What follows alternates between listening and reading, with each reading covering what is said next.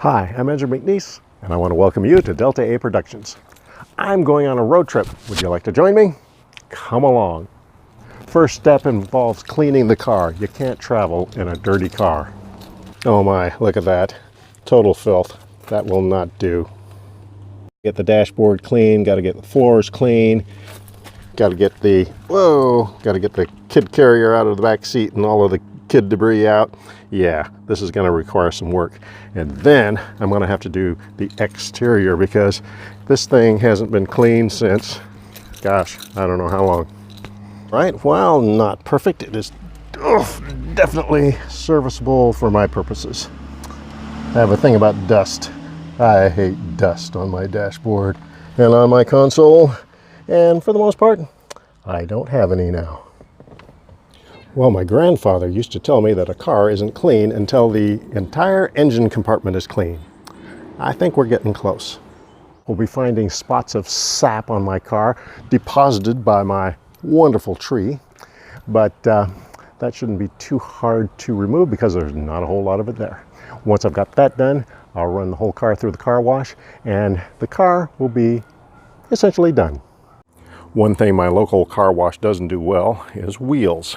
So I went ahead and pre-washed those, and the rest of this filthy thing gets to go through the full car wash. Yep, car wash is kind of my kind of thing. I mean, I could do this by hand, but you know, I just have too much stuff going on, really don't have the time, and they do a pretty decent job here. And there you go, that's what I'm talking about. Clean and fit for travel. Next phase, packing.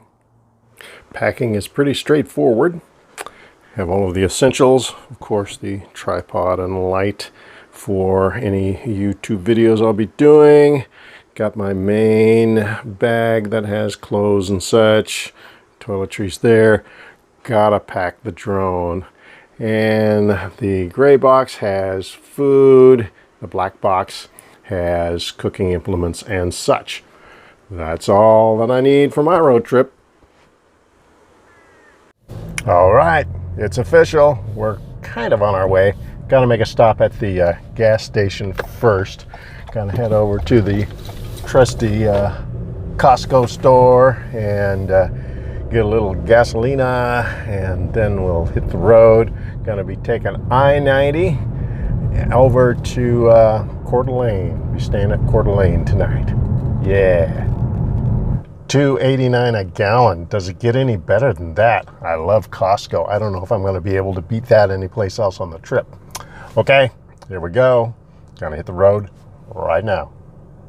Don't know if you can actually hear me. There's pretty windy. But anyway, I stopped at a little rest stop not far from Ritzville.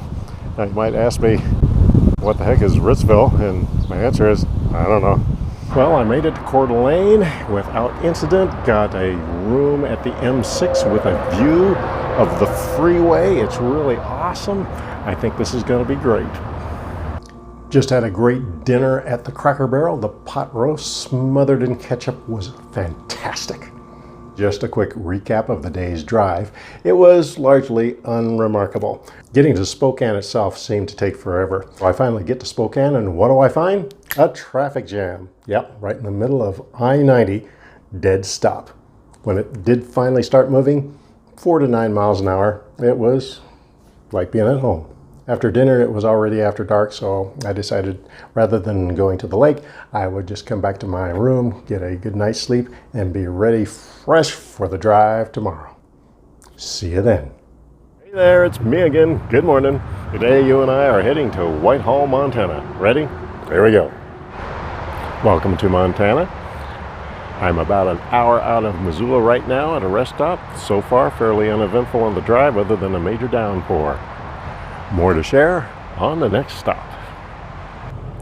Well, hey, made it to Whitehall, Montana. So let's do a quick recap of the day's drive. First point of interest was a little town called Wallace. It was a little ways outside of Coeur d'Alene.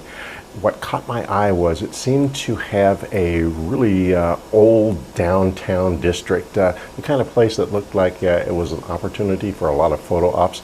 So on the return trip, I'm definitely going to be stopping there and checking that out. Along the drive, and especially once I crossed into Montana, there were some spectacular thunder and lightning storms, especially when I was eating lunch in Missoula at the Wendy's. Oh my gosh, the downpour was phenomenal. Made it to Whitehall without any incident, and staying at the Roadway Inn. Have to tell you, it's an interesting looking little town. On the return trip, going to be taking a closer look to see just what is here. One place I did check out was Stage Line Pizza. Now, when I went down, they told me, hey, it's going to take about half an hour to get your pizza made. I'm thinking, well, that's taking a little while, but for a good pizza, I'll wait. About an hour and a half later, I got my pizza. Had I not prepaid for it, I probably would have walked out long before then. Question is, was the pizza worth it? It was a good pizza. Was it worth an hour and a half wait? Probably not, but it was a good pizza. Other options for the less patient would be roughly across the street from the Roadway. You will see a Subway, you'll see a A&W, and a KFC. So that's day 2. Day 3 coming up. Destination, Sheridan, Wyoming. Well, I made it to Sheridan without any issues. I have to tell you, it wasn't that interesting of a drive, but hey, made it here, out on a walk, just kind of wandering around, seeing what interesting might lie in the general area of the Roadway Inn here. And the most interesting thing that I found is the police department. Yeah. This particular piece of Sheridan is very unremarkable. Anyway, as far as the drive, the one thing that interested me was the area of Custer's Last Stand, and so on the return trip, I'm going to be stopping there, and you and I, we are going to take a closer look. But we are 4 hours away from Target, which is Wall, South Dakota, and I will touch bases with you again when we arrive there. All right. Here we go. Recap day 4 of the drive. The most interesting drive thus far, and I think that's because it is the day that I arrived at my destination, Wall, South Dakota. I'll explain to you why Wall, South Dakota in a little bit. But first, let me tell you about the drive. Past 2 landmarks that I'm going to be exploring on the return trip. One was the Badlands National Cemetery. It looked very interesting, so we will be stopping there. Also, Sturgis. Gotta stop at Sturgis because, well, I mean, you know, I'm a former rider. I guess I'm still kind of a rider. I got my license at least, don't have a bike at the moment. But anyway, gotta stop at Sturgis just because. So that will be coming up. Now, let's take a look at Wall. I don't know why this is, but I always seem to find myself at the local police station here. I guess I'm just lucky. Anyway, why Wall of all places? Well, that's because Wall is the home of the world famous Wall Drugs. Now, Wall Drugs is more than just a drugstore. It is how do you describe it? It's an emporium of all sorts of different types of vendors. There are clothing stores, jewelry stores, there are candy stores, bookstores, there's a chapel, there's even a drugstore of all things. Imagine that. But anyway, we're going to take a quick walk through, and I'm just going to show you what's here because it's really an attraction of itself. You could spend a day just exploring all of the interesting things there. So without further ado, let's take a look at what's in Wall and Wall Drugs. Before we go into Wall Drug proper, we need to take a walk across the street because there's a variety of shops here as well. We'll see jewelry and gifts of every kind. You'll also see motorcycles, lots of motorcycles.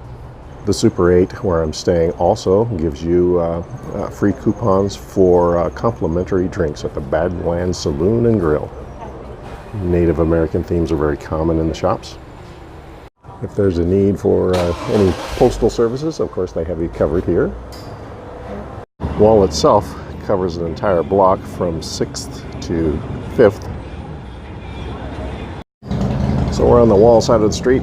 Let's start checking out some shops. Lots of clothing options as well as jewelry.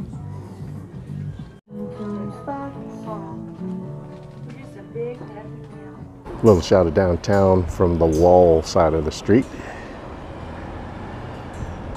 Free ice water and coffee, 5 cents. Yeah. This is inside Wall Drug proper. As you can see, There's a lot going on here. We'll start with the clothing store. Western wear of every type. Okay, sounds good. An impressive collection of severed heads.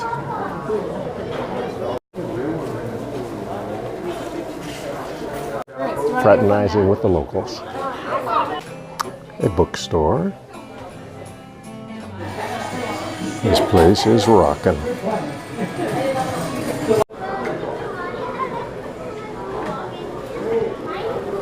This is the Traveler's Chapel. Pretty cool. An actual drugstore. This is kind of interesting. A wall of photos. Various types. Various eras.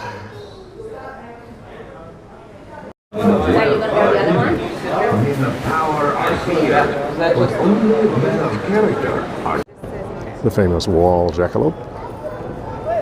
Check it out, a real live dead buffalo. Wall Drug's interpretation of Mount Rushmore. This outdoor area is referred to as Wall Drug's backyard. Wall Drug Cafe, which, among other things, serves buffalo burgers. I'm at a loss to describe exactly what this is.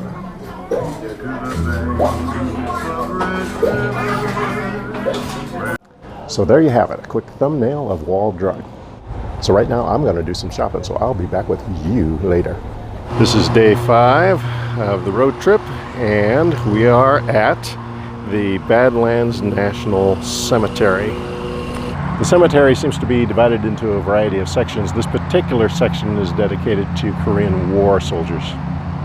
The section behind me is dedicated to Vietnam-era soldiers.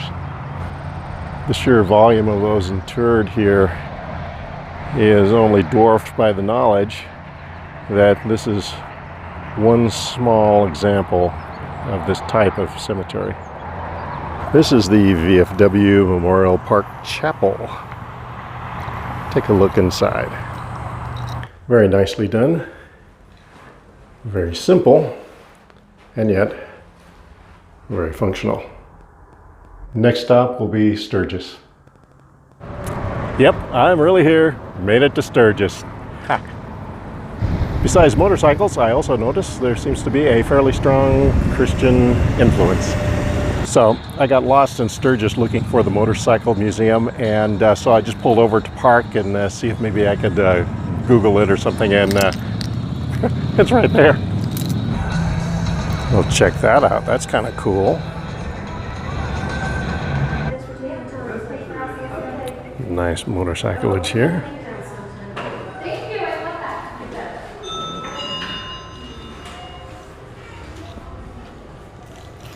I love V-rods though. Now there's something you don't see every day. This one's a little more my style though. Yeah, I could ride that. Now that's a knucklehead.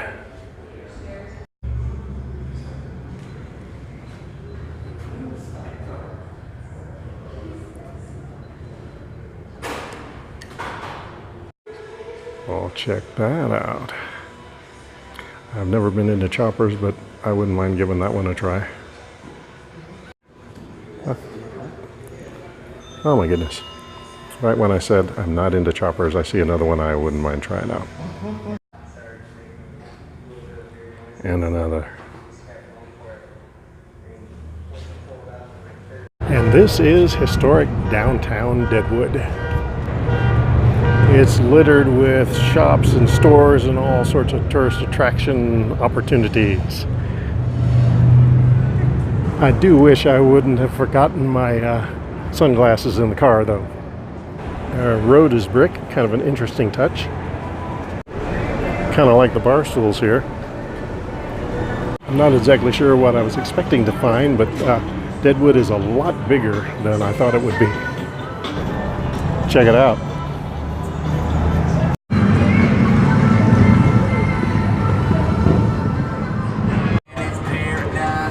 Hickok's Hotel and Gaming. Franklin Hotel. Now that's cool. Good news. I have confirmed that the vocabulary of the average inhabitant of Deadwood is more robust than that depicted in the series. If you've ever seen the series, you know what I'm talking about. Across the street behind me is the original location of Saloon Number 10. Whatever that was, I guess it was significant. Lots of saloons in Deadwood, who would have thought? All right, that's the significance of Saloon Number 10. Well, I think I've seen high points, so on to my next destination. I think it's Spearfish. I'll have to check the map, but if not, somewhere close. Well, we're back at Sheridan, Wyoming, and as before, there's not a whole lot here, so not a whole lot to say. It's just a pit stop until I can make my way to the next stop, Whitehall, Montana. So I'll talk to you when we get there. Actually, wait. I think Custer's Last Stand is between here and there, so I'll see you there first. Just when I'm about to write Sheridan off as a lost cause for interesting places, look what I found. An interesting place. Let's check this out and see where this goes. All right, looks like a bridge, and that goes over to some sort of a school. We're gonna go this way. Down below is a river. That's kind of cool. What's really nice is that it's already starting to get a little warm outside, but the canopy of trees here just keeps things nice and cool. I'm liking this. A little exercise area there. I like this tree. Matter of fact, I'm tempted to climb it, but maybe not this trip. Next trip, maybe. And another bridge. Now back home, a place like this, I would be expecting to find tents and such, but there's a little graffiti there, but no indication of anybody living here, which is a good thing. Oh, check it out. Looks like this is gonna take me back up to street level, which I guess is a good thing because I gotta get out of town. I've got Custer's Last Stand to check out, so how about we just head over that way. I'm at the Blue Star Memorial in Whitehall, and some of you may be asking, well, wait a minute, what happened to Custer's Last Stand, Little Bighorn, all of that? Oh, well, as soon as I drove up there and saw the little booth collecting $25 a car, I decided, I'm not that interested, and I made a turn around and came straight to Whitehall. So this is where we are right now. The Blue Star Memorial is, of course, a war memorial, and it sets just down the hill from the high school. Also close by is the Jefferson Valley Museum and Lewis and Clark murals. I haven't found the actual murals yet, but I take it that's the museum? Hey, now that's kind of cool. A taxidermy, I don't know, what do you call it? A taxidermy place. Oh, this is my place for gas. I mean, I could refuel over by the motel, but if you go down the street all the way down Whitehall until it T intersections here, then this little gas station here will be a lot less crowded. It's right across the street from the 2-Bit Saloon. I take this to be the downtown district, and it's got a splattering of fairly modern and fairly old businesses, including an old pawn shop. Going around the other side, they actually have a theater. Oh my gosh. I remember my family bought one of these, and it was the modern upgrade version. Well, it looks like they have at least one church in town. Oh, there's more churches. I don't know what kind that is, but it definitely has a cross on it. Sidewalk maintenance is not stellar, but neighborhoods in general seem to be very quiet. So I'm walking along and I see this one building and I think, what is that, a funeral home? Yeah, it is.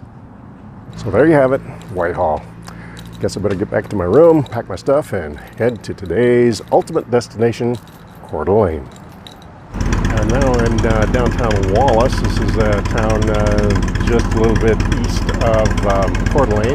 This to the town that I'd seen earlier that had the old downtown look that I wanted to explore, so here I am exploring. Variety of shops and businesses, not unlike some of the other towns that I've been exploring on this trip. I think this would definitely be a fun explore,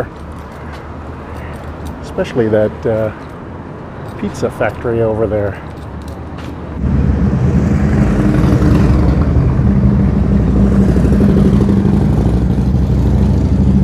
Definitely a lot to see and a lot more than my brief stop here is going to afford me. I'm going to put this on my to be explored later list. The fainting goat. Oh yeah. Well, welcome to Coeur d'Alene. I arrived last night and it was a nice sunshiny afternoon, evening, and decided not to take any videos then. I decided I'll take some this morning. Of course, it rained last night. It's all overcast, but I think it's going to burn off. Regardless, we're going to take a walk around town and I'll show you some of the highlights. One of them being the, let's see, I don't know if you can see it from here. You can't, but anyway, you will soon. It is the longest floating boardwalk in the world. Yeah, right here. And here we go.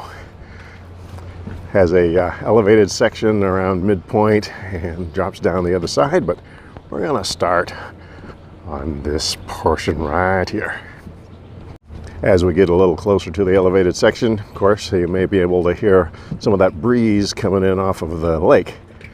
Off to the side here is the marina and the resort area there.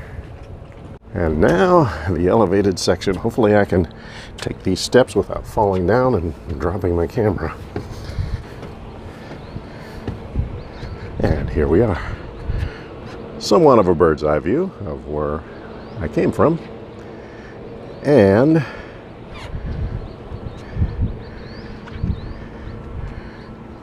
where I'm going.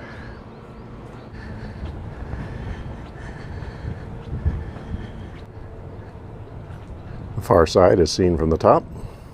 This section here can be particularly interesting because when a boat of any size goes by on the lake side, it can cause these sections to rock fairly considerably, and need to have a good steady hand, or maybe that's a good steady foot. Otherwise, you might end up taking an unscheduled swim. On the far point out, you encounter a little patio area here. Kind of nice for those who need a little rest between sections of the boardwalk. Although it's a little bit out of my price range, I wouldn't mind staying in one of those upper suites with a balcony. Yeah, I could live with that. Next stop will be a quick walkthrough of the Coeur d'Alene Plaza, otherwise known as the shops. I am a bit early, so a lot of the places here are closed, but we can at least do a quick walkthrough so you can get a lay of the land. I stopped at Fig Pickles yesterday and got an interesting variety of toys and games and just really unusual stuff. Happy Place is a good stop if you're looking for souvenirs. Most of the stores I would categorize as fairly high-end and not for the faint of heart if you are restricted in your finances. Still, it's a cool place to browse.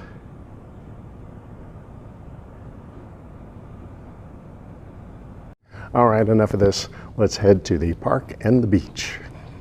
No waterfront is complete without a pier. Here we have the Tiki Hut for a cold drink on a hot day. That wouldn't be today though. Looks like this is the go-to place for kayaks and other rentables. This is also a departure point for bay cruises and such. If parasailing is your thing, that can be accomplished here as well. And at the very end of the pier, a scenic flight can be had. Before we go into the park proper, I gotta talk to you about these trash cans. Now, at first glance, this just looks like a regular trash can, but when it comes to emptying them, oh, it's another matter altogether. You see, these guys are fitted with bags that go, maybe 15 feet or so below ground level. It takes a crane-like device to actually lift them out and replace them. Yeah, if you accidentally drop something down one of these, you're not getting it back. Mudgy the Moose appears to be a children's series that morphed into a town mascot. And you'll see statues such as this at various places in town, as I'm told. Yesterday when I stopped by, this beach was littered with beach towels and bikinis, but, well, with the overcast, not so much today. The park sits right along the waterfront, and it has a basketball court, large amphitheater area, a huge children's play area that I'm going to show you in just a moment, a lot of picnic spaces, and it is situated right behind a museum. Here lies the Centennial Time Capsule. Alas, I don't expect to be around when it is opened. Now, I called this an amphitheater a little earlier. I stand corrected. It is more properly called a band shell. Regardless of what it's called, it represents a gathering place here in the park for musical and other types of events. This is one of the most amazing children's areas I've ever seen. It's just huge. To be honest, I wouldn't mind playing here myself. I mean, look at this. It's just amazing. Something for big kids, something for little kids, places for tired parents to just sit down and rest.